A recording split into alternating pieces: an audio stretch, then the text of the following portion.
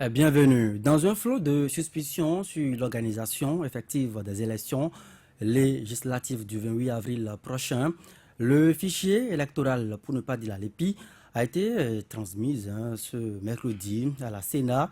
La Commission électorale nationale autonome, la liste électorale permanente informatisée LEPI version 2018 a été transmise, remise même à la Sénat par le président du COS LEPI, le Conseil d'orientation et de supervision de cette liste électorale, l'honorable Janvier Yaodeou.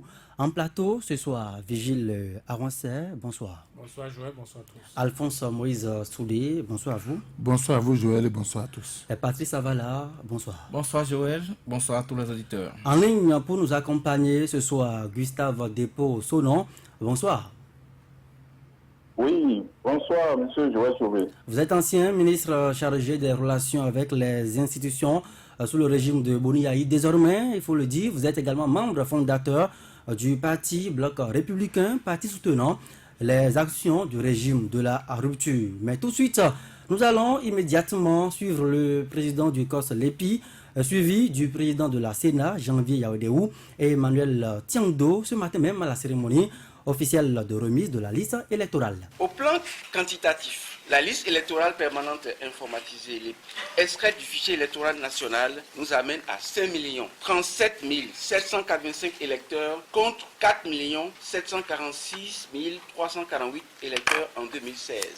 À ces nouvelles effectifs de la LEPI intègrent les nouveaux majeurs en référence à la date du 28 avril 2019 retenue pour la tenue des élections législatives. La phase à suivre est l'impression des cartes d'électeurs aux nouveaux majeurs ainsi que les duplicata aux citoyens qui ont déclaré avoir perdu les leurs. Madame et messieurs les membres de la Sénat, au plan qualitatif, la présente liste électorale répond aux critères légaux, notamment ceux relatifs à la sincérité en raison de la rigueur observée dans le processus de collecte, de traitement, de conservation, d'appurement, de correction, de mise à jour et d'actualisation des données. L'exhaustivité, car nos concitoyens en âge de voter y sont inscrits. La transparence, puisque le processus a été conduit de façon participative. Ces électeurs de la LEPI sont répartis de la manière suivante par département. Alibori, 397 414 électeurs. Atakora, 330 283 électeurs. Atlantique, 773 129 électeurs. Borgou, 571 284 électeurs. Colline, 342 742 électeurs. Koufo, 331 402 électeurs. Donga, 221 631 électeurs. Littoral, 412 987 électeurs. Mono, 258 904 électeurs. Ouémé, 614 490 électeurs. Plateau, 289 501 électeurs. Zou, 448 632 électeurs. Les pays étrangers, 45 386 électeurs. Je voudrais à cette occasion constater avec vous et au terme des démonstrations qui viennent de nous être faites que le COS LEPI a réalisé un travail important. Avec cette remise officielle de la liste électorale informatisée, je pense que les inquiétudes des uns et des autres peuvent être dissipées quant à l'organisation des prochaines échéances électorales. Je voudrais également souligner le fait que le processus électoral, à partir d'aujourd'hui, connaîtra une nouvelle dynamique dans la mesure où nous attendions la remise de cette liste pour procéder à la finalisation de notre chronogramme, disons de notre calendrier électoral. Maintenant que nous l'avons, ce chronogramme sera finalisé et je vous informe d'ores et déjà que dès la semaine prochaine, ce calendrier sera rendu public.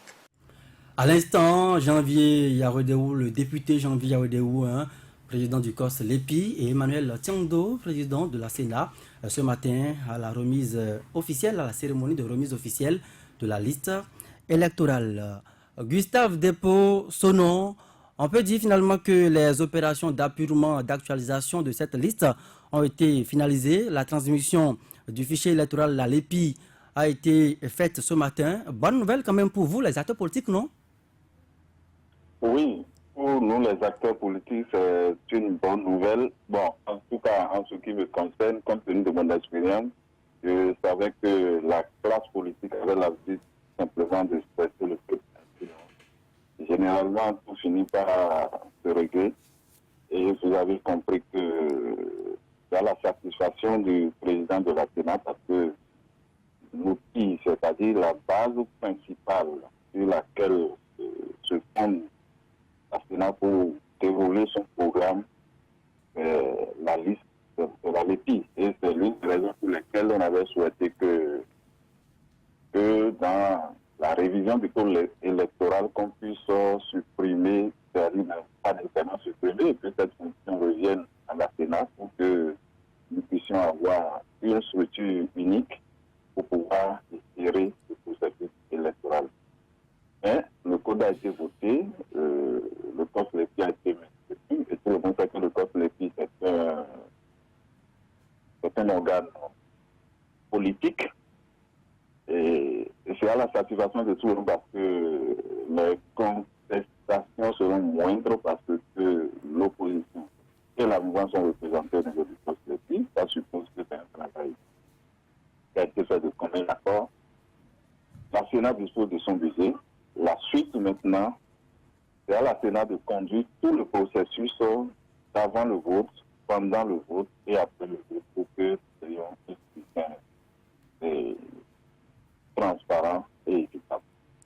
Vous dites que les contestations seront donc amoindries, mais pas plus tard que la semaine dernière, il y a une délégation de l'opposition qui s'est rendue dans les locaux du COS LEPI. Ce n'était pas du tout de l'eau à boire. Non, maintenant je ne sais pas ce que les représentants de l'opposition au sein du COS LEPI fait comme point de vue. Il y a par exemple, monsieur le ministre, il y a par exemple le fait qu'on n'a pas pu auditer ce fichier électoral avant de commencer les opérations d'actualisation. Il y a les suspicions autour du jumelage entre le RAVIP et puis le fichier électoral, par exemple. Non, vous savez, j'ai dit que tout ça là, c'est un faux problème. C'est un faux problème du moment où vous êtes représenté dans une structure comme COS LEPI qui a en charge de l'élaboration de la liste. Je crois que je n'ai pas vu la vidéo pour savoir s'ils sont représentés. Ils sont là aujourd'hui. Au moment où on revient, ça veut dire qu'ils cautionnent. Et moi, je suis convaincu que cette liste sera affichée. Si éventuellement il y avait des reproches à faire, nous allons le faire. Parce que, comme je l'ai dit, la classe politique stresse le peuple pour rien. Quand vous prenez le code, aujourd'hui, il est presque difficile de frauder comme on a l'habitude de le dire. Moi, quand j'ai été ministre chargé des relations avec les institutions, j'ai eu les mêmes chansons. Et généralement, ce sont les voleurs qui crient aux voleurs. Et parce que quand vous parcourez encore... Que voulez-vous dire exactement, monsieur le ministre, quand vous dites que généralement ce sont les voleurs qui crient aux voleurs? Est-ce que c'est cette opposition-là aujourd'hui qui... Non, c'est-à-dire qu'on soupçonne gauche à droite alors que le code est là et nous devons l'utiliser au maximum. On doit l'exploiter pour qu'il y ait transparence. La transparence, ça ne dépend pas que de la mouvance, de l'opposition, de tout le monde, de tout le peuple. Quand vous prenez le code et relisez ce qui est bel et bien fait, vous allez voir que nous avons vraiment des éléments qui nous permettent, c'est-à-dire de faire des élections transparentes pour qu'il y ait moins de contestation. Je suis convaincu qu'il y aura toujours des esprits marins qui vont chercher à faire à créer des situations. Mais tout ça là, c'est fini par la loi. Si vous prenez les différentes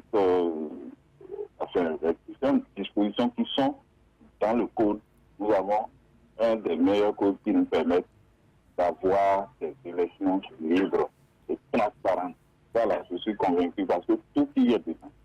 Tout y est. Donc, c'est pourquoi je dis généralement, je n'intéresse pas un cas d'année, que ce soit la mouvance ou l'opposition. On sera en train de soupçonner que c'est l'autre qui veut traiter, c'est l'autre qui veut faire ceci. Vous comprenez qu'on aurait tous peur, qu'on n'aura pas la liste, que le gouvernement ne veut pas convoquer, alors que les dispositions du code, notamment l'article 69, dit que la convocation du corps électoral intervient 90 jours avant la fin du mandat.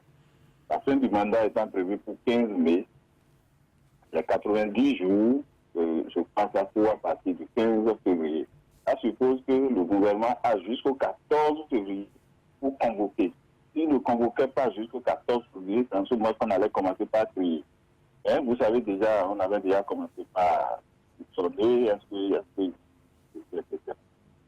J'avais dit dans des discussions que, avant même que le gouvernement ne convoque, il faut que le gouvernement aussi s'assure que la liste électorale, la LEPI, doit être aussi disponible. Et je crois que tout ça là, réuni aujourd'hui, nous pouvons maintenant demander à la classe politique et l'opposition de la mouvance de s'approprier du code électoral et de mettre en œuvre les moyens légaux pour que nous puissions avoir des élections transparentes.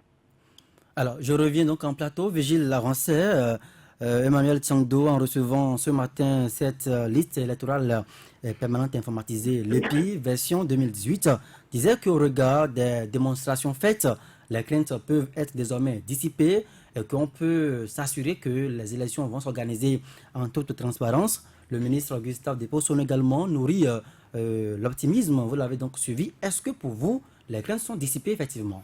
Moi, je veux bien les accompagner dans ce sens, mais je sais que, disons, pour une élection transparente, il y a beaucoup de paramètres qui entrent en jeu. Ce n'est pas seulement lié à la liste. Et pour une liste fiable, on ne peut pas tout de suite apprécier. C'est un gros paquet qui a été transmis donc, à la Sénat. Et c'est quand ce paquet va être ouvert, quand la liste va être à l'épreuve, qu'on le saura. Parce que moi, j'ai quelques appréhensions déjà comme ça.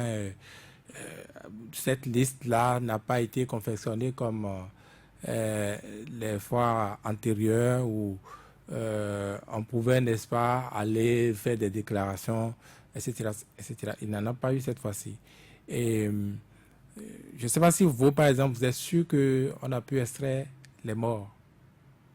D'ici, de ce studio, je dis, j'en doute parce que... Mais le député, le président du COS LEPI parle d'actualisation. Quand on parle d'actualisation, ça veut dire qu'on a extrait les morts. Oui, mais... Les nouveaux majors ont été enrôlés.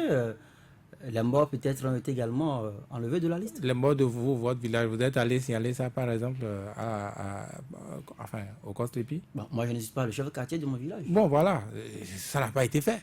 Ça n'a pas été fait, rien que ça par exemple. Donc moi je crois que c'est vrai, ce n'est pas le moment de parler de ça, mais puisque vous m'y amenez, élection transparente, je crois qu'il y a encore beaucoup de choses qu'il faut évaluer pour dire si cette élection va être transparente ou pas. Et quels sont les éléments justement qui fondent votre crainte sur cet aspect de la question? Mais je viens d'évoquer un là. Mais le président a rassuré. Oui, ça c'est la voix officielle. Le président a rassuré, mais il va toujours rassurer. Vous avez entendu le ministre Gustave Sono dire par exemple que le code c'est l'un des meilleurs. Et cet après-midi, je ne vous fais pas dire que Boni Yahi à Vidolé, au siège de la Renaissance du Bénin, disait que nous avons l'un des pires codes électoraux que le monde n'a jamais connu, par exemple. Donc, voilà, c'est les acteurs qui se prononcent et chacun, selon sa position, dit ce qu'il veut, ce qu'il arrange. Donc, moi, je n'ai pas toutes les âmes, mais je peux émettre quand même quelques doutes, n'est-ce pas? Surtout au bénéfice de cette visite-là, des acteurs de l'opposition, par exemple, et ce que nous avons entendu dire, n'est-ce pas, les acteurs même, et corrigeant ce fichier-là, les acteurs, vous étiez au COS LEPI, vous avez entendu ce qu'ils ont dit eux-mêmes. C'est pas si rassurant que ça, les machines qui sont tombées en panne, on a fait ceci, on a été telle difficulté, des difficultés qui sont restées sans solution, mais on a quand même une liste. Donc, on a une liste, mais en quel état? Est-ce que ce n'est pas vous, finalement, qui voyez peut-être le mal partout, puisque le ministre a dit quand même qu'au sein de cette commission, et Jean-Louis Yaoudéou l'a repris ce matin à la Sénat, c'est une liste consensuelle à partir du moment où le COS est composé 5 membres donc, de la mouvance, 4 de l'opposition, et qu'à l'intérieur de ce COS LEPI, c'était comme la lune de miel. On n'a pas entendu les opposants critiquer outre mesure le mode de fonctionnement au sein du COS en son temps. Ce n'est pas parce que les acteurs n'ont pas ramené en surface les problèmes qu'il avait à l'interne qu'il n'y a pas de problème. il s'est trouvé qu'on a eu une occasion d'entendre les problèmes qu'il y avait. Et donc, ces problèmes nous font craindre que cette liste dite transparente n'est pas aussi fiable de mon point de vue qu'on peut en douter. Et j'ai donné, n'est-ce pas, les morts, par exemple. J'ai donné les morts, la manière dont ça s'est passé. Chacun vit dans un quartier. Ça ne s'est pas passé comme ça devait se passer, en tout cas les années antérieures, pour que les gens puissent faire les déclarations de mort et puissent l'extraire. Si on peut dire que, bon, peut-être on n'irait pas voter à la place des morts, tout au moins cela viendrait gonfler encore inutilement et fausser les statistiques, viendrait gonfler le taux d'abstention, tout au moins. Alphonse Moïse Soudé, finalement, le corps électoral a été convoqué la semaine dernière. Aujourd'hui, c'est le fichier, la LEPI, qui a été remise donc, à la Sénat. On peut dire que le processus électoral suit son cours normal et qu'il n'y a plus de crainte. C'est vrai que le processus électoral suit son cours normal. Nous avions dit ici qu'il ne saurait y avoir vote sans une liste. La liste a été déposée aujourd'hui avec l'assurance, parce que le président du COS-LEPI a donné toutes les assurances, liste fiable, sincère, crédible et consensuelle, mais elle reste perfectible.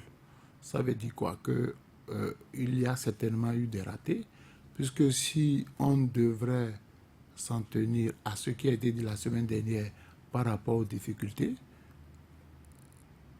on devrait avoir des craintes. Mais je dis que l'opposition étant représentée au sein du COS-LEPI, ceux qui représentent l'opposition ne seront pas défendables quand ils auraient gardé, ils auraient fait la langue de bois sur les difficultés par rapport, parce que c'est vrai qu'il faut extraire de ce fichier les morts, mais malheureusement, dans notre pays, le système de déclaration des décès ne fonctionne pas. Parce qu'il y a dans les coins reculés, l'intéressé meurt, on l'enterre, on ne prend même pas soin. Donc, il y a forcément ces ratés-là. Mais ce qui va donner la force à cette liste, c'est la vigilance des uns et des autres. Moi, je dis, on a franchi un pas, la liste a été déposée, il revient aux différents états-majors des partis politiques devant compétir d'être éveillés. Parce que même si on avait toiletté cette liste et qu'on l'a transmise ce matin, de l'heure de transmission aujourd'hui, il y a eu des décès, il y a des gens qui sont déjà décédés. Entre l'heure de transmission et l'heure où je vous parle actuellement, c'est qu'il y a eu des décès. Il y a déjà des gens qui ont quitté ce monde. Et jusqu'au 28, jour du vote, il y aura des décès. Donc, ce côté-là, c'est un facteur qu'on ne saurait maîtriser. Parce qu'il y a des décès tous les jours. Il y a des gens qui sont en âge de voter, qui vont rejoindre le Père Céleste. Mais je dis, la prochaine lutte des différents acteurs politiques appelés à compétir, la lutte des différents blocs, parce que devant compétir, c'est d'être vigilant. Non seulement d'être vigilant, mais de sensibiliser, parce que moi j'ai compris qu'on a dit qu'on va délivrer, on va imprimer les cartes aux nouveaux majeurs, on va délivrer des duplicata aux citoyens ayant perdu leur carte. Moi, c'est là mon problème. C'est sur ce terrain-là que j'attends les partis politiques que j'attends. Vous avez quel problème avec cette façon de voir? Écoutez, parce qu'il n'y a pas de confession d'ordre général. Je suis d'accord. On dit on ne va pas pas reprendre l'édition des cartes. Donc ceux qui ont perdu leur carte doivent faire une déclaration. Et je dis, ce n'est pas prévu dans la loi. Oui, je suis d'accord avec vous. Je dis que les hommes politiques doivent déjà parcourir le pays, sensibiliser les électeurs, recenser si possible ceux qui auraient égaré leur carte. Parce qu'il y a des Béninois qui vont rester amorphes, ils ne vont pas réagir, ils ont perdu leur carte, ils n'auraient pas voté. Mais le COS a encore pratiquement 2 semaines à faire en activité. Je suis d'accord, non, moi j'ai fini avec le COS. Je dis, on a déjà la date pour voter, on nous a transmis aujourd'hui une liste, on a dit qu'il faut délivrer les cartes pour les nouveaux majeurs. Moi je parle de ceux qui auraient perdu les cartes, parce qu'avant, c'est qu'on délivrait les cartes à tout le monde, et à ceux qui ont perdu et aux nouveaux majeurs. Maintenant, la particularité, c'est que ceux qui ont perdu leur carte vont obtenir des duplicata. Et je dis, celui qui a perdu sa carte, s'il n'est pas intéressé par le vote, il n'ira pas déclarer qu'il a perdu sa carte. Et quelque part, ou c'est l'opposition qui perd un électeur, ou c'est la mouvance qui perd un électeur. C'est pourquoi je dis, les membres des différents blocs appelés à compétir le 28 avril doivent dès demain prendre leur bâton de pèlerin, parcourir monts et villages et sensibiliser les gens à aller se faire recenser ceux qui ont perdu leur carte. Parce que c'est très important. C'est à ce niveau-là que ça va se jouer. Parce que vous savez qu'il y a des citoyens parfois qui font preuve d'indifférence, qui disent, écoutez, moi, voter, ça ne m'intéresse pas. Or là, nous devons lutter contre cela parce que le taux d'abstention sera peut-être élevé. Et quand c'est élevé, ça arrange forcément un camp. Donc il faudrait que de part et d'autre, que ce soit du côté de la mouvance, que ce soit du côté de l'opposition, que les gens s'appuient sur ce côté-là. Et le reste, c'est de faire une veille citoyenne, une veille politique. Patrice Avala, trêve de commentaires, fin de la suspicion. La liste électorale permanente informatisée, l'EPI, version 2018, sur laquelle doit se baser l'élection à venir, est désormais disponible. Cette liste est désormais disponible, transmise à l'institution qui a la charge de l'organisation matérielle de cette élection, la Commission électorale nationale autonome Sénat. Et elle n'a pas été rendue disponible sans les difficultés que les acteurs qui en avaient la charge avaient évoquées à différentes rencontres. On nous a dit qu'il y a eu abattement du budget de l'institution proposée par le gouvernement. Est-ce que cela a permis au COS LEPI de faire véritablement le travail qu'il a planifié pour rendre une liste électorale fiable et permettant de parcourir cette période électorale sans difficulté au vu de toutes ces déclarations que font les acteurs politiques? On rappelle que l'abattement dont vous parlez, le COS était parti sur une base d'environ 6 milliards. 6 milliards de francs CFA. À la fin, c'est un peu plus de 2 milliards. 2 milliards que l'institution a finalement eu le conseil. Et c'est un budget que le COS LEPI a établi. Un budget qui est basé sur les différentes activités que l'institution devait mener pour une fiabilité de cette liste électorale. Un budget qui a connu cet abattement très important. Et la question, c'est de savoir, est-ce que c'était pas par fantaisie que ce budget avait été mis sur pied, un budget qui avait été fait à la hauteur de 6 milliards de francs CFA, réduit, disons, au tiers par les membres du gouvernement. En dépit de cette réduction du budget, le COS LEPI, version janvier Yaoundé, a quand même pu rendre disponible cette liste électorale, ce fichier électoral. Là, je pense que ça apporte de l'eau au moulin des acteurs politiques qui ont la peur au ventre de savoir qu'est-ce qui se passe effectivement au niveau de cette institution, même si le COS LEPI est composé des membres aussi bien de la mouvance que de l'opposition. C'est vrai que chacun doit veiller au grain quant à ce qui se fait au niveau de l'institution pour qu'on ait une liste électorale fiable. Mais l'abattement a été applaudi par Patrice Avala. Ça on a a été dit applaudi qu'enfin, pour une fois, on a réussi à réduire, à contenir les charges financières générées par les élections au Bénin. Je pense que c'est maintenant qu'il faudrait applaudir. Si on avait applaudi, je pense c'est mettre la charrue avant les bœufs. Mais là, si c'est maintenant l'heure d'applaudir.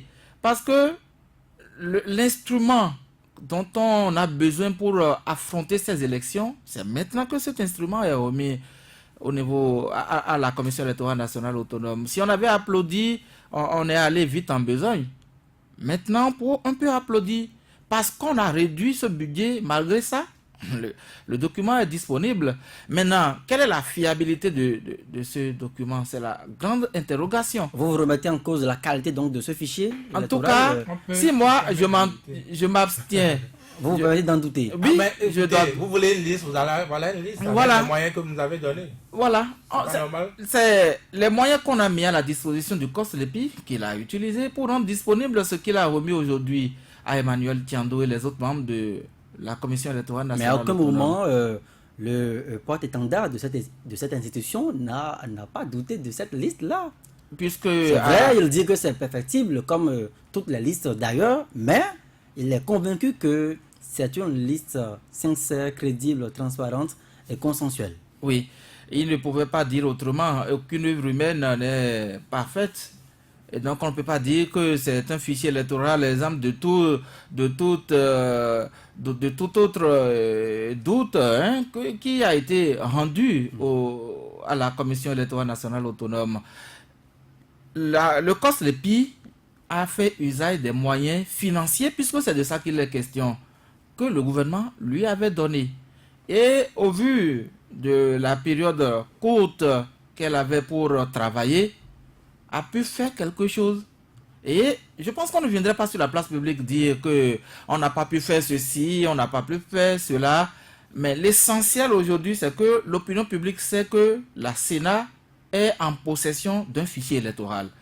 Et puisque le gouvernement avait déjà fixé la date de ces élections législatives, le ministre Dépôt, selon le disait tout à l'heure au téléphone, que si on devait suivre la norme, c'est qu'on devait attendre que ce fichier électoral soit transmis à la Sénat avant qu'on invite le corps électoral aux urnes pour une date fixée. C'est un risque que le gouvernement avait pris en invitant le corps électoral pour mais il y a forcément des jeux de couloir. Oui, c'est vrai. Mais de s'assurer de ce que la liste serait forcément disponible. De façon officielle, nous, on n'en sait absolument rien. Ce n'est pas le gouvernement qui va voter. C'est une affaire du peuple béninois. C'est une affaire du peuple béninois. Les jeux de couloir, je suis d'accord qu'on a dû à un moment donné interpeller le président du COSLEPI pour savoir est-ce qu'il est possible que le fichier électoral puisse être disponible pour telle date afin qu'on ait les élections pour telle autre date. Et au vu des assurances données par le président du COSLEPI et tous les autres membres de l'institution, je pense que le gouvernement peut se fonder sur cette décision prise en invitant le corps électoral à la date du 28 avril. Je pense que le COSLEPI a fait ce qu'il fallait faire, même si les cartes d'électeurs que nous avons par devant nous avaient été établies par l'ancien COSLEPI, le COSLEPI version Augustin Renvoy-Ebla, et qui court jusqu'à la date, jusqu'en 2021. Aujourd'hui, il n'est pas sûr que le Conseil d'orientation de supervision de la liste électorale permanente informatisée que nous avons sur pied là, conduit par Janvier Yaodeou, puisse établir de nouvelles cartes d'électeurs pour les nouveaux majeurs et les duplicata pour ceux qui auraient perdu leur carte d'électeur. Pourquoi pas, puisque ce matin même, ils l'ont rassuré, la prochaine étape, c'est la confession, l'impression des cartes d'électeurs. Et vous avez rappelé qu'il ne leur restait que environ 2 semaines pour finir leur mission. Je veux bien croire que dans l'espace de ces 2 semaines, ils vont gagner le pari et les nouveaux majeurs vont rentrer en possession de cette pièce qui leur permettra d'exprimer leur vote le 28 avril et que ceux qui ont perdu leur carte aussi auront le duplicata dont il est question pour accomplir leur devoir de vote. Alors, Gustave Dépôt-Sonon, si vous êtes toujours avec nous, alors que va-t-il se passer si évidemment cette liste électorale venait être contestée par les opposants au régime de la rupture que vous soutenez d'ailleurs, puisque vous avez été ministre en charge des relations avec les institutions, vous avez l'expérience de la gestion des crises. Non, là, dans ce cas, la responsabilité serait imputée à la classe politique. Parce que, comme je l'ai dit, le COSLEPI est représenté dans le COSLEPI la mouvance et l'opposition. Et par rapport à ça, la liste qui est obtenue, nous supposons que c'est une liste consensuelle. C'est vrai, la perfection n'est pas de ce monde. C'est-à-dire que, et je crois que quelqu'un l'a déjà rectifié, la question d'assurement, c'est une question suffisamment compliquée. Et je sais comment ça se passe sur le terrain. Le COSLEPI envoie la liste dans tous les bureaux de vote, dans tous les villages. Et on demande aux différents représentants dans les villages d'apporter les corrections qu'il faut. Mais généralement, qu'est-ce qui se passe? Bon, il y a parfois un peu de négligence. Mais cela n'est pas imputé nécessairement à cela. C'est pourquoi j'ai dit, déjà dit. Moi, je ne reviens plus sur les différents débats qu'on a eu sur le code électoral. Le code électoral est voté et la politique, c'est un rapport de force. Donc, c'est pourquoi j'ai estimé que, à l'état actuel des choses, nous avons suffisamment d'éléments de transparence dans ce code électoral. Je ne parle pas des aspects qui ont fait polémique. Et c'est pourquoi je parle d'un des meilleurs codes. Le reste, et vous l'avez souligné, je ne me rappelle plus qui l'a fait. Maintenant, là, c'est aux différentes formations politiques, aux différents blocs, aux différents partis politiques qui veulent compétir, de former des militants. Parce que dans chaque bureau de vote, il est autorisé que les listes en compétition soient représentées et qu'ils leur suivent le processus du début jusqu'à la fin. Et que ces listes soient connues, je crois que ça doit être 8 jours, 112 jours avant la date du scrutin. Il y a tout un processus. Donc ça suppose quoi? Ça suppose que une fois que la liste sera rendue publique, et ça va être rendu public, et nous allons tous voir. Et vous avez constaté quand même que c'est une légère augmentation. Ça veut dire qu'il n'y a pas une augmentation de façon exagérée. Moi, je ne peux pas présager du fait que, et mettre maintenant de doute par rapport à ça, du moment où je sais que 4 de la minorité parlementaire et 5 de la majorité parlementaire, et mieux, le bureau du corps est composé de 3 membres, il est exigé qu'un membre soit issu de l'opposition. Et je n'ai pas vu cela. Et généralement, pour tous les corps l'EPI, généralement, depuis qu'on a commencé par mettre en place corps l'EPI, il n'y a jamais eu compensation. Ça veut dire que la classe politique s'entend au moins à ce niveau. Et c'est pour ça que corps l'EPI n'a pas été supprimé du dispositif. Maintenant, si COSLEPI n'est pas supprimé du dispositif, et COSLEPI réalise cette liste, et nous allons encore y mettre des doutes par rapport à ça, ça veut dire que la responsabilité est entièrement à être imputée à la classe politique représentée au niveau du COSLEPI. Mais monsieur Gustave Sonon, on parle d'abattement du budget, 6 milliards au départ, 2 milliards, un record jamais atteint en termes donc d'élaboration de budget de fonctionnement des COSLEPI que nous avons connus. Est-ce que ce n'est pas de nature aujourd'hui à fragiliser cette assurance dont vous parlez? Non, vous savez, j'ai l'habitude de dire que quand vous prenez des chiffres là, il faut coller à ces chiffres des concepts. Le budget, ça comporte des rubriques. Ça veut dire que certainement, il y a des rubriques qui ont été véritablement supprimées. N'oubliez pas que le budget préalablement élaboré, ça comportait quoi et quoi? Est-ce que ça avait des cartes? Et en fonction des cartes, il y a le type de cartes, il y a un certain nombre de choses, il y a peut-être les différents avantages que le gouvernement, en matière d'assainissement, peut chercher à réduire. Vous vous souvenez, dans ce pays, en 2014, 2015, la guerre que le gouvernement d'alors avait eue avec le COSLEPI, où le budget, on parlait de 14 milliards aujourd'hui, c'est avec satisfaction que tout le monde constate que la Sénat a fait un budget de 5 milliards pour l'organisation des élections. Donc, nous ne pouvons pas, en tout cas, si moi je n'ai pas eu accès au budget initial de 6 milliards et je ne connais pas non plus les différents rubriques de budget de 2 milliards pour savoir. Donc, a priori, on ne peut pas dire que ça a impacté négativement le travail qu'il y a à faire. Parce que ça dépend de ce qui est à supprimer. Moi, je sais que j'avais fait un travail pour voir en termes d'évaluation, c'est-à-dire en termes d'actualisation de la REPI. Et le travail qui a été fait en son temps, si on maintenait toutes les rubriques, sauf l'édition des cartes, etc., un certain nombre de choses, on tournerait autour de 2 à 3 milliards par an pour l'actualisation. Et c'est l'une des raisons pour lesquelles je préconisais qu'on supprime COSLEPI, parce que j'avais estimé qui est élection ou pas, on doit actualiser le fichier, et ça doit nous coûter des milliards. Donc, je ne crois pas que l'abattement ait un impact négatif sur le fichier. Je suis convaincu que ce fichier qui est élaboré par des insuffisances, mais c'est beaucoup plus consensuel que la supplication. Le reste, comme je l'ai dit, est tant de la mouvance de l'opposition pour qu'il y ait la paix dans ce pays.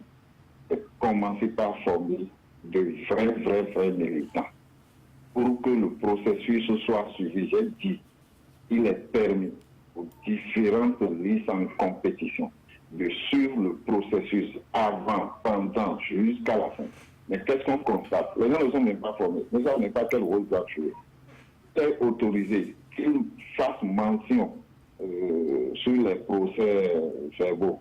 Mais ils ne sont même pas formés ou bien, bon, ils sont souvent distraits. Le scrutin est public, l'affichage est resté. On dit que si on finit de l'afficher sur les lieux, il est retenu que les feuilles de dépouillement soient carbonées et qu'on ait fait une copie. Avec tout ce processus, c'est par rapport à ça que je parle d'un meilleur code. Donc, je ne parle pas des autres aspects qu'on a déjà débattus et qu'on a déjà obtenu un code qui est en vigueur. Alors, M. Gustave Depossono, sur l'aspect, par rapport à l'aspect d'impression d'autres cartes d'électeurs, alors on n'aura pas droit à une impression de carte d'électeur pour tout le monde. Il s'agit uniquement des nouveaux majeurs et des duplicata. Le COS Lépi reconnaît quand même qu'il y a eu beaucoup sur le terrain qui ont déclaré avoir perdu leur carte d'électeur. Alors, est-ce que cette stratégie de fonctionnement ne présage pas d'un faible taux de participation, par défaut, pour défaut de détention de carte d'électeur? Non, bon, par exemple, pour cette situation, il ne s'agira pas de crier pour crier. Il s'agira plutôt d'apporter des éléments prouvant pouvant influencer la décision. Parce que ceux qui décident de ne plus imprimer d'autres, ils ne font qu'appliquer la loi. C'est parce que nous avons l'habitude, on n'appliquait pas la loi, que, bon, on a pris un certain nombre d'habitudes. Maintenant, si on procède aux évaluations, et je crois que je lis sur les réseaux sociaux, que chacun n'a qu'à commencer par vérifier sa carte. Moi-même, quand j'ai lu, je crois avant-hier, j'ai rapidement cherché à voir si là où j'ai déposé ma carte, là, si je pouvais toujours me trouver. Vous l'avez retrouvé? Oui, il faudrait qu'on essaie ça réflexe. Et aujourd'hui qu'on est en train de former de vrais militants, parce que le problème qui s'oppose, c'est ça. Si véritablement l'ampleur, parce que ne pensez pas que ça va nécessairement pénaliser l'opposition ou la mouvance, parce que ce sont les mêmes. Donc si l'ampleur est telle qu'il faille qu'on puisse recourir à la production de nouvelles cartes, je crois que il appartiendra aux différentes formations politiques, dans un dialogue franc et sincère, d'apporter des éléments probants pour demander au gouvernement et les gens vont faire l'évaluation. Mais est-ce que actuellement il y a encore le temps matériel pour faire ce que vous demandez là, puisque dans 2 semaines maximum, le COS Lépi version janvier août devra remettre les clés et partir? Non, si le COS Lépi met les clés et part, il a dit que même si le COS Lépi n'arrivait pas à distribuer toutes les cartes, il remet à la Sénat. Il a dit, une fois que la liste est remise, c'est la Sénat qui prend le processus pour aller jusqu'au bout. Et je crois qu'il n'y a pas de problème.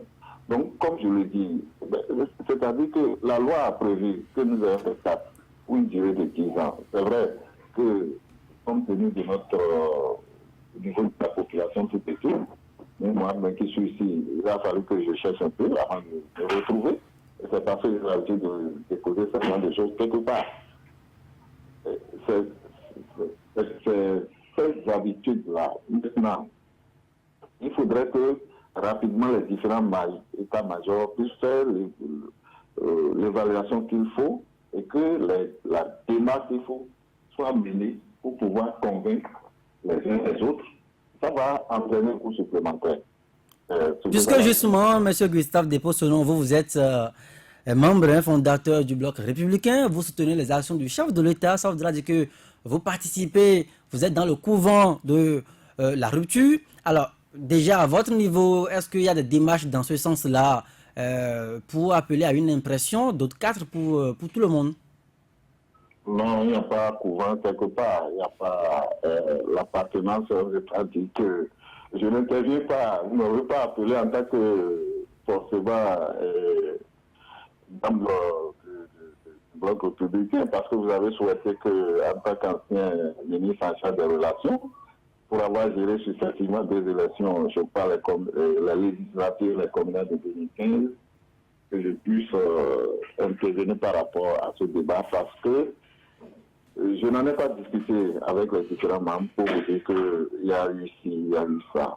Pour moi, j'ai dit, dans un état de droit, les problèmes se règlent par les voies de droit. Oui, et pour vous personnellement, Oui, en tant que ministre, en tant que personnalité, pour vous, acteur politique, personnellement, est-ce que vous auriez recommandé qu'on puisse imprimer de nouvelles cartes? Non, parce que oui, nous devons faire rapidement une évaluation pour voir l'ampleur de ceux qui n'en disposent pas, c'est tout. Et ça, c'est aujourd'hui les partis politiques qui sont en train d'être de la place maintenant, ils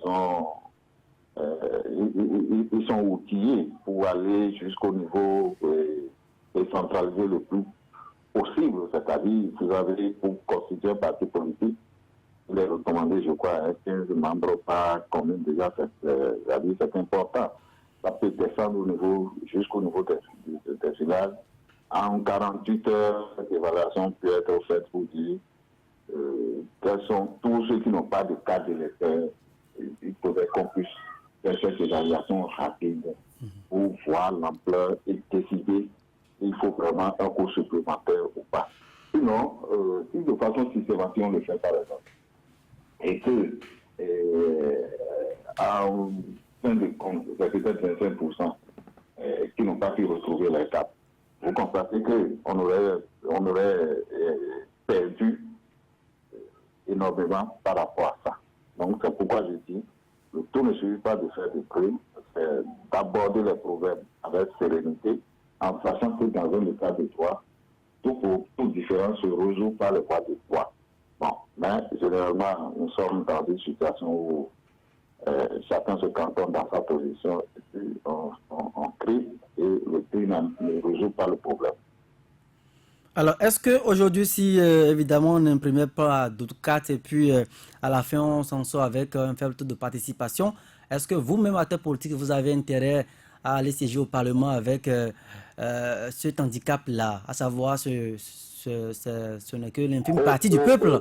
Aucun acteur politique ne souhaiterait qu'il y ait une élection avec faible taux de participation. Je suis foncièrement contre la politique de la chaise de fille. Et je dis cette situation ne va pas que pénaliser l'opposition comme on tente de le faire croire.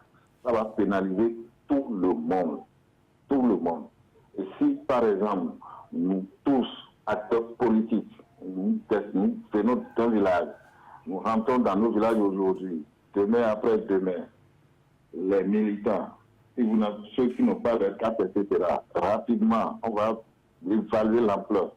Et lorsque l'ampleur sera évaluée par rapport à la mouvement de l'opposition, tout le monde sera.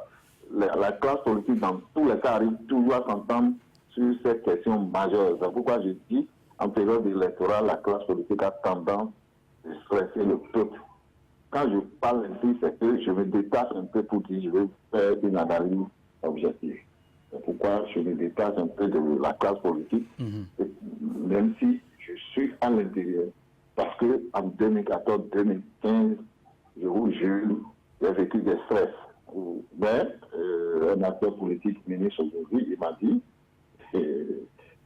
tu viens d'arriver, tu n'as encore rien compris, nous vivons comme ça, tout finira par se régler. D'accord. Et je finis par lui donner raison. Il a dit, l'essentiel c'est que chacun joue son rôle. D'accord. Alors, Vigile Avanceur, on demande une évaluation puisque nous parlons déjà des perspectives du processus électoral qui doit pouvoir se poursuivre pour garantir la paix au Béninois.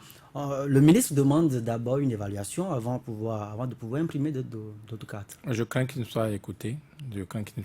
Parce qu'encore une fois, une telle évaluation engagerait beaucoup d'autres éléments.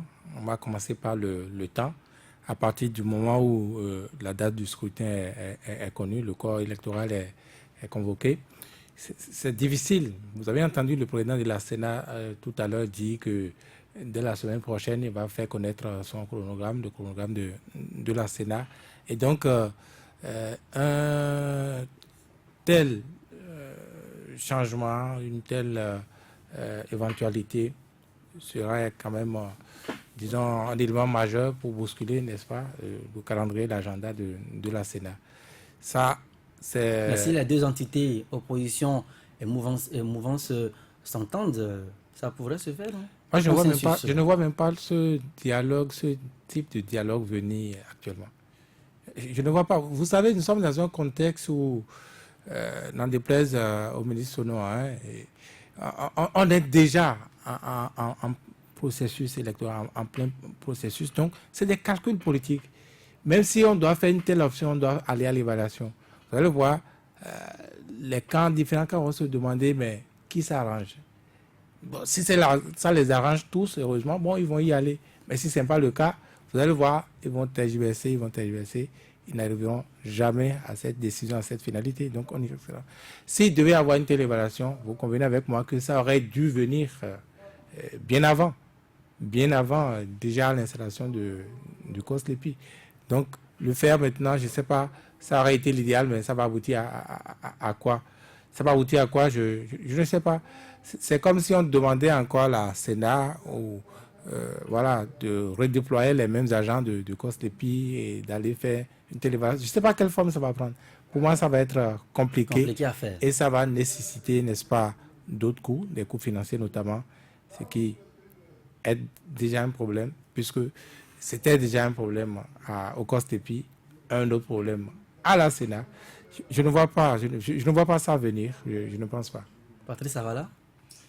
Oui, évaluer ceux qui auraient perdu leur carte d'électeur avant de procéder à l'établissement de nouvelles cartes, je pense que dans le contexte actuel, ça va être véritablement difficile de le faire. Difficile de le faire parce que au niveau de l'actualisation de cette liste électorale, je pense que les Béninois, même si l'information ne leur est pas donnée à temps, parce que au vu de cette réduction du budget du COSLEPI, l'institution n'a pas véritablement mis en contribution les chefs quartiers, par exemple, parce que ce sont des gens qui font le travail et à la fin, on ne les paye pas. Et cette fois-ci, moi, je suis dans un quartier, chacun de nous... Cette fois-ci, quand vous écoutez Jean-Pierre Yaoudéou, il a assuré que les acteurs ont été payés. Et même s'il y a eu abattement, pratiquement, on divise en deux, mais les gens ont été payés. Je ne parle pas des gens ont été payés, non. Ce n'est pas de ça qu'il est question. Mais je dis, l'information en temps réel, est-ce qu'elle est venue aux populations? Au moment où l'on actualisait encore ce fichier électoral, les organes de presse ont fait de petits contrats avec eux pour quand même on fait passer l'information. Combien d'organes de presse avaient été mis à contribution pour amener l'information à la population on a été quand même sur le terrain, on est allé auprès de ces populations-là pour savoir, mais est-ce que vous êtes allé constater sur les listes qui sont affichées que vos noms sont bien écrits et que vos données ont été réellement mises sur ces fichiers? Mais beaucoup n'ont pas eu l'information selon laquelle la liste électorale avait été affichée à ces lieux stratégiques, à ces places publiques, au niveau des arrondissements et consorts. C'est parce que de mon point de vue, il y a eu un problème et ce problème doit être lié quand même au budget qui a été rendu disponible au niveau du COSLEPI. Et aujourd'hui, s'il faut encore faire d'autres évaluations, je pense que ce sont des coûts supplémentaires. L'objectif à terme, c'est que... Est-ce que vous voyez le gouvernement s'inscrit dans cette division? Non, même pas dans cette logique-là, parce que ça ne viendra pas. Ça ne viendra pas. On a déjà dit qu'il n'y a pas l'argent dans le pays. S'il n'y a pas l'argent, mais on va trouver ces sous où pour actualiser, pour faire une évaluation. On va trouver ces sous où. Ceux qui se sont prononcés, je pense que ceux-là auront leur carte d'électeur. Et ceux qui ont perdu entre-temps leur carte d'électeur vont se faire délivrer des duplicata. Et je pense que les autres attendront encore l'installation d'un autre COSLEPI pour entrer en possession de la carte d'électeur. Alphonse Moïse Soudé, c'est possible ou pas? Non, non, moi je ne vois pas le... Parce que vous craignez un faible taux de participation. Non, l'évaluation ne relève pas du domaine du COSLEPI ou de la Sénat. Je dis cela relève des états-majors des partis. Écoutez, le vote va... Le ministre l'a dit d'ailleurs. Oui, le vote profite à qui?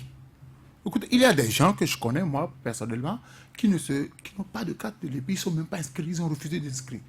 Quand on a lancé, on a dit non, ils ont dit, mais qu'est-ce que je vais faire avec? Ça sera pareil pour les populations. Pour dire, écoutez, on va gagner quoi dans le vote? Et ils ne vont pas déclarer la perte de leur carte. Il revient aux hommes politiques. Parce qu'on a dit, il faut 15 représentants par commune. Ils n'ont qu'à faire le travail. Nous savons comment les gens font du porte-à-porte pour sensibiliser. Qu'on aille sensibiliser les populations, qu'on leur demande de chercher leur carte. On peut les aider. Quand on parle d'évaluation, moi, ma compréhension, c'est que on descend sur le terrain, on va voir est-ce que le taux de ceux qui ont égaré leur carte, est-ce que c'est un taux élevé? Si c'est un taux élevé, autant en faire pour tout le monde. Maintenant, si les états-majors ne se déploient pas sur le terrain pour aller vers les populations, parce que le problème, c'est quoi? Les populations se disent, quand on vote, ils ne savent pas que d'abord que c'est un droit civique qu'il faut aller voter, mais ils estiment que quand leur vote profite forcément à quelqu'un. J'ai dit, les votes, parfois, l'expression du vote profite aux hommes politiques. Donc, il leur revient c'est l'heure de descendre sur le terrain et de commencer par sensibiliser. Parce que si on va attendre l'État, ça ne se fera pas. Mais il y a des gens qui ont besoin que les populations sortent pour voter pour eux. Qui vous souviennent on dit pour que vous pouvez être le meilleur dans votre commune, vous pouvez avoir le grand nombre de voix. Si au niveau national, votre parti, votre bloc ou bien votre parti ne réunit pas un certain pourcentage, vous pouvez être le meilleur dans votre commune et ne pas être élu. C'est là le problème. Donc il faut qu'on sorte. Il faut qu'on aille parler aux populations. Pour moi, nous avons dépassé l'étape. Il y a une autre réalité parce que nous avons tendance à attendre le dernier moment. On a dit tous ceux qui veulent être candidats doivent disposer de leur IFU. Ça veut dire quoi? Tous les hommes politiques, étant donné que les listes n'ont pas été encore élaborées, tous les citoyens peuvent commencer par demander leur IFU. Tous les citoyens peuvent commencer par demander leur IFU. Il ne faudrait pas qu'on attende le dernier moment où on devait boucler les listes, il y aura de la finance. On ne pourra pas délivrer l'IFU à tout le monde et quelqu'un va estimer qu'on l'a bloqué. On l'a bloqué. Donc c'est maintenant qu'au niveau des états-majors qu'on doit commencer par faire l'essentiel. Parce que le temps risque de jouer contre nous. Alors, M. Gustave Depossono, nous allons boucler cette émission. Alors, à quoi doit-on s'attendre dans les tout prochains jours avec cette liste déposée aujourd'hui à la Sénat? Je n'ai pas bien entendu. À quoi doit-on s'attendre aujourd'hui après ce dépôt de liste à la Sénat? Non, le président de la Sénat l'a dit et j'ai constaté qu'il était tout heureux. Il a dit, maintenant, nous allons rendre public le calendrier électoral. Et l'une des dates, c'est le dépôt de candidature. Et je crois que dans le code, il est prévu que les candidatures soient déposées 45 jours avant le démarrage de la campagne qui dure aussi 15 jours. Donc, si tu calcules fait, les candidatures doivent être clôturées au niveau de la Sénat, je crois, au plus tard le 27 février ou le 28 février. Ça doit être clôturé. Et la Sénat va nous fixer sur ces différentes dates et va mettre en place le recrutement des coordonnateurs par arrondissement. Et ensuite, ainsi le processus est lancé. Il est prévu que les différents listes en compétition désignent normalement et qu'ils donnent des procurations à leurs représentants dans les différents bureaux de vote. Et par expérience, comme je vous l'ai dit, nous ne le faisons pas. On ne le fait pas. On ne le fait pas. Et ça nous pénalise après. Après, on va dire non. telle personne a tripatouillé, telle personne a fait telle chose. Et je suis heureux. Et moi, je l'a dit tout à l'heure quand je parlais d'évaluation. Je demandais aux états-majors des partis politiques. Le gouvernement, avec COS, l'EPI, Sénat et autres, ont estimé que la carte que nous avons a pour durer 10 ans. Ils n'ont pas cherché à dire on va faire systématiquement pour tout le monde. Maintenant, les états-majors, tous les week-ends, les gens sont dans les villages, non? Voilà. Ils peuvent revenir dès, je crois, dès le week-end pour dire la situation est grave. Voilà. L'évaluation. Merci à vous, Monsieur Gustave Depossono. Vous êtes ancien ministre chargé des relations avec les institutions, désormais membre fondateur du Parti Bloc républicain soutenant le chef de l'État Patrice Talon. Merci également à vous, Patrice Avala, Vigile Avancé, Alphonse Moïse Soudé. Merci pour vos différentes contributions. Tout au long de cette émission, l'intégrale s'en est finie. À demain.